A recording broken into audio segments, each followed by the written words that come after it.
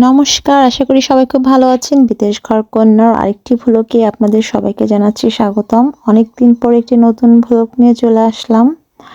অনেক কিছু সমস্যার কারণে আসলে এতদিন ভ্লগ দিতে পারিনি, তবে এখন থেকে চেষ্টা করব প্রতিদিন ভ্লগ দেওয়ার।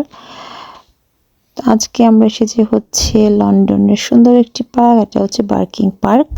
তো আপনাদের এই পার্কটা একটু ঘুরে দেখাবো।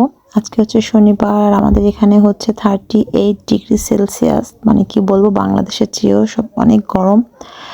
তো গরমের ভিতরে ঘরের ভিতরে বসে থাকা একদমই মনে হয় শ্বাস বন্ধ হয়ে যাচ্ছিল, তাই ভাবলাম সবাই মিলে পার্ক থেকে ঘুরে আসি।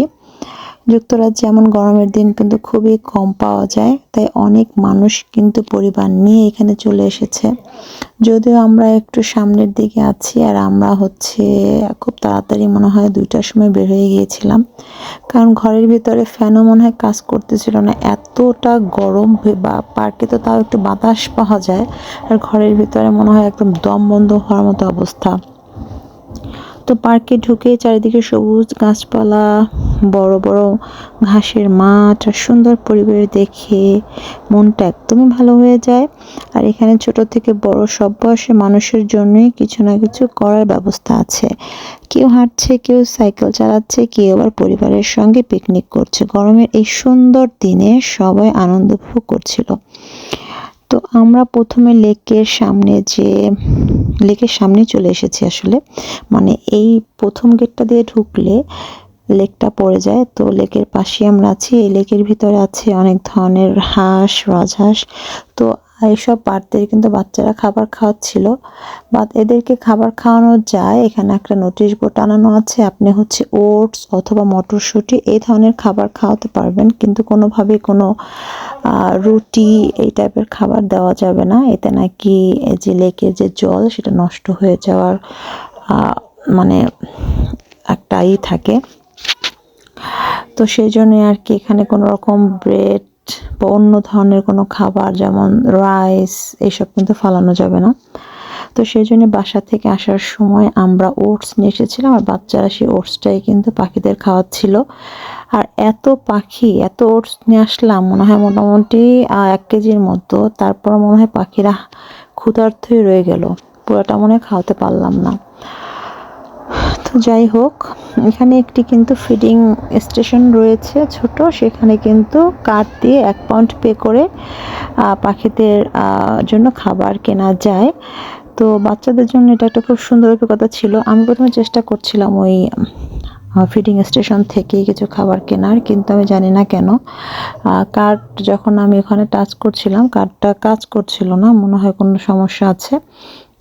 তো লেকটা কিন্তু অনেকটাই বড়। এই যে যখন আমরা পাশে হাঁটছিলাম, এই যে রাজহাঁস, হাঁস সব কাছাকাছি চলে আসছিল, মনে হচ্ছিল ওরা খুবই ক্ষুধার্ত আছে।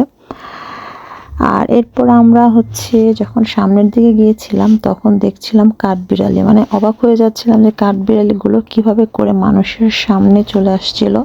ওরাও মনে হয় খুব ক্ষুধার্ত ছিল। তো আমাদের কাছে যে মানে ফলগুলো ছিল, তরমুজ নিয়ে গিয়েছিলাম আমরা, সেগুলোই দিচ্ছিলাম আর সেগুলোরা খাচ্ছিল।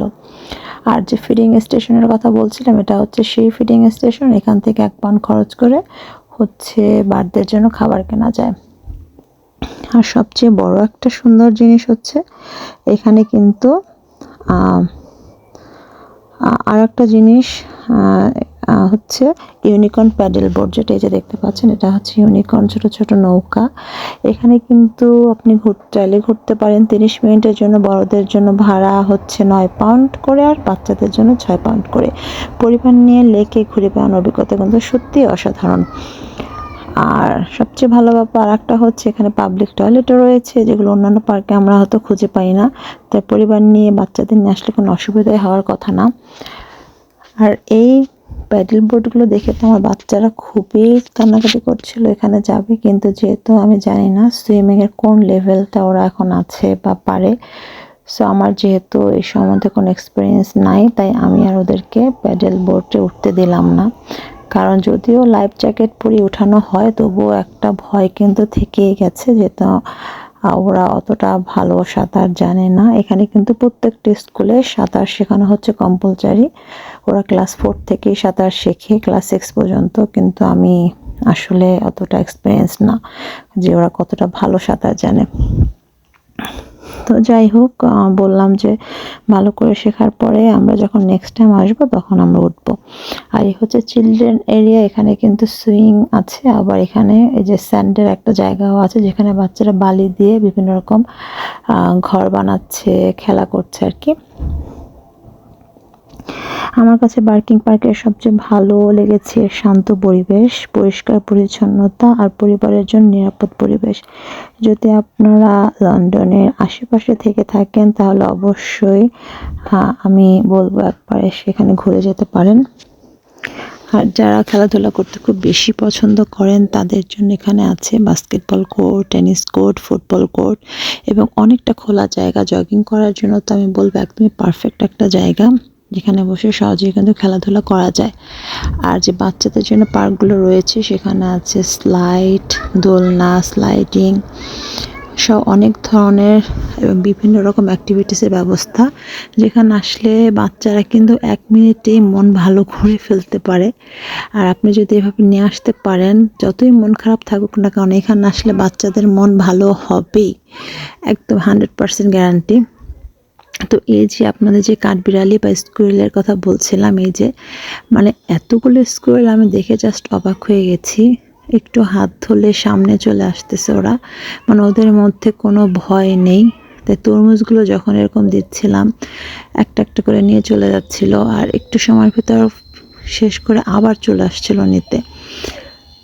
তো এই জিনিসটা সবচেয়ে মজা লাগলো আমার কাছে যে ওরা মানে কি বলবো, এইসব দেশে স্কুইরেল হোক, পাখি হোক, এরা কিন্তু খুব কাছেই চলে আসে মানুষের, অতটা কিন্তু ভয় করে না, যেহেতু ওরা ভালো করে জানে যে ওরা এখানে নিরাপদে বিচরণ করতে পারে, কেউ ওদের ধরবে না বা কেউ কখন আগে ধরে ওদেরকে নিয়ে যায়নি বা হার্ট করেনি। তো সেই জন্য কিন্তু ওরা নিরাপদে আনন্দে এখানে ঘুরে বেড়ায়। তো এইসব স্কুলের পেছনে পেছনে আমার বাচ্চারাও দৌড়াদৌড়ি করছিল, জানি না কেন বললাম যে না যেও না স্কুল। কিন্তু আর একটা ব্যাপার হচ্ছে এটাও খুব ডেঞ্জারাস, যদি কোনোভাবে আঁচড় বা কিছু দেয় এটা কিন্তু একটা ভীষণ রকম একটা রোগ ছড়ায়, যেটা কিন্তু খুবই ডেঞ্জারাস, এটাও দেখা উচিত। বাট এটা আমি খেয়াল রাখছিলাম যাতে খুব কাছে না চলে আসে। তো এখানে এগুলো অনেক দেখা যায়, প্রতিটা রাস্তার ভিতরেই রয়েছে। যে বড় রাস্তাটা দিয়ে আমরা এখন যাব, চলে যাচ্ছি আর কি বাসায়, এখন 6:30টার মতো বাজে।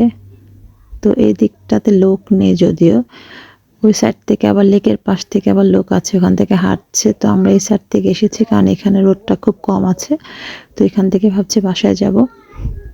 তো আজকের দিনটা খুবই উপভোগ করলাম আমরা, খুবই ভালো লাগলো।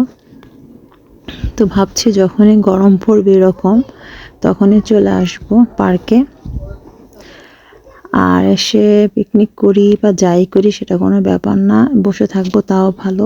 কারণ গরমের ভিতরে মানে বাসায় বসাটা আসলে খুবই খারাপ অবস্থার ভিতর পড়ে যাই আমরা, এতটাই গরম পড়ে যায়।